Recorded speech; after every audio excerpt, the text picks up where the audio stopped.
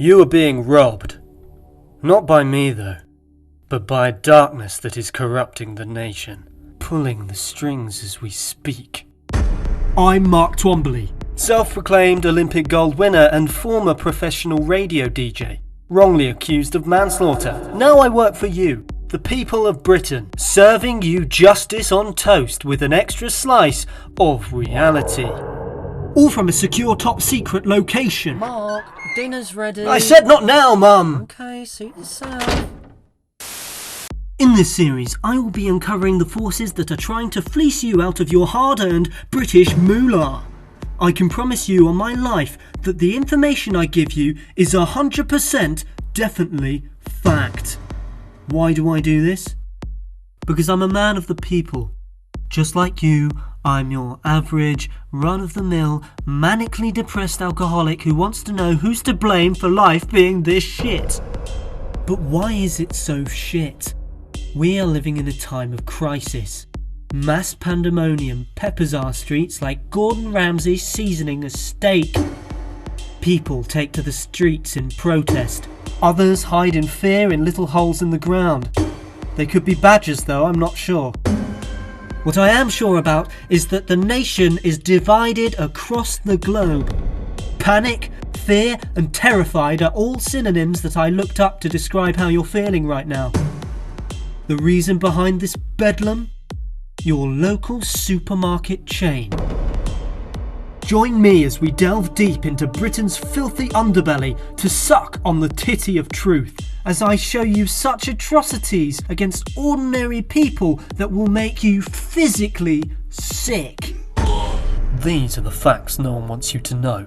This is your chance for a brighter future.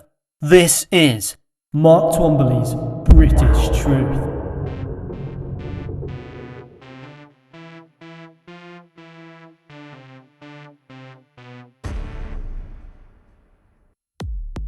We all know that supermarkets exist, and we all know that to run a supermarket you have to be a massive twat, yet we all rely on them. I know I do. Where else would I get my frozen turkey dinosaurs and cheap own brand lager? But is our trust being used against us? Quite possibly. I have here in my hand a chalky digestive. Now, you can't see it mainly because this is radio, but also because it is very, very small. Now, for the younger listeners, you may not remember, but it used to be a struggle to fit a whole biscuit in your mouth. Now, a singular biscuit struggles to even reach the corners of my ginormous cavern. Not completely convinced? I wasn't either. So to be certain, I paid one man to solely measure biscuits for a decade. The result? Rickets for him, smaller biscuits for us. Now, people like you and I are paying full price for half the pleasure, so where is the money going? Turns out, it's cocaine. Cocaine. I was outraged. Not only were they taking away our biscuits, but they were also making it harder for me to get my hands on that good white stuff. I felt like giving up.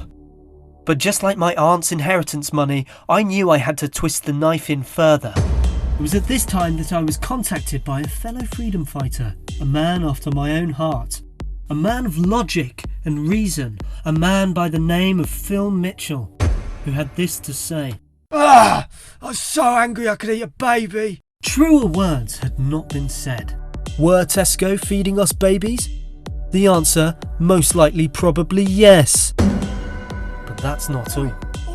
As Phil ran off into the sunset like a furious gazelle, I reached into my pocket and brought out a tangerine. I noticed it was covered in a strange green furry substance that gave me severe diarrhea for many weeks. Something was wrong, and as I looked at the tangerine packaging, I knew exactly what had happened.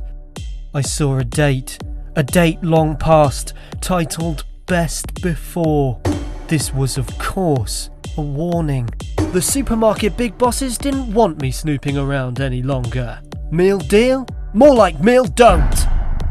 I hadn't realised that my investigation was going to be so dangerous, so full of menace like my ex-wife. And just as she hated my exaggerated, over-the-top hyperbole, these supermarkets hated the truth.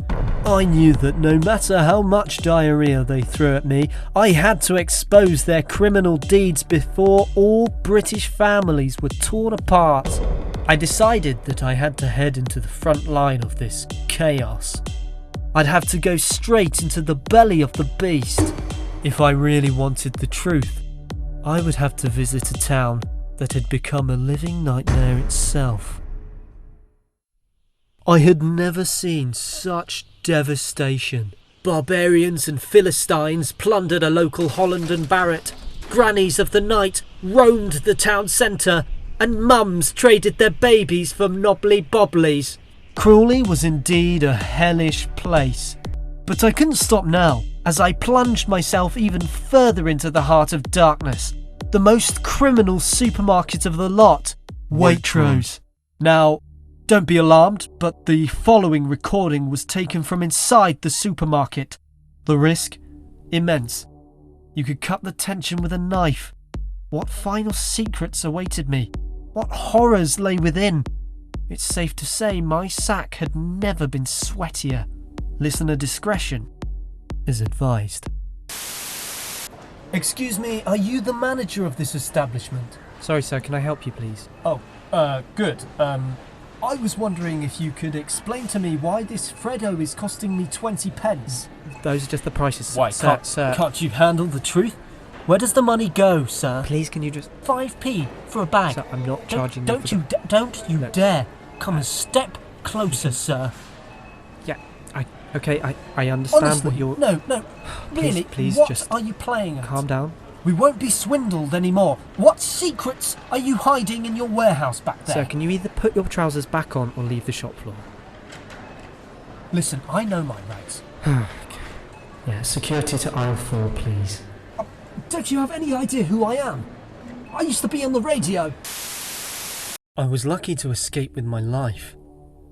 Now, for legal reasons, I can't tell you who tried to petrol bomb the Crawley Waitrose. But what I can say is that justice is coming. With the cold hard facts I have given to you, the British people, we can begin to make Britain as good as it probably was at some point in time. For now, my investigation had come to a close, but my work was far from done. As I sip on my Bovril and speak to you now, hundreds upon hundreds are being shafted by the big man. I will not rest until every crevice of injustice has been thoroughly examined by the rubber gloves of democracy. Join me next week as I confirm the awful truth behind television licenses in Michael McIntyre, CGI Enemy Number 1.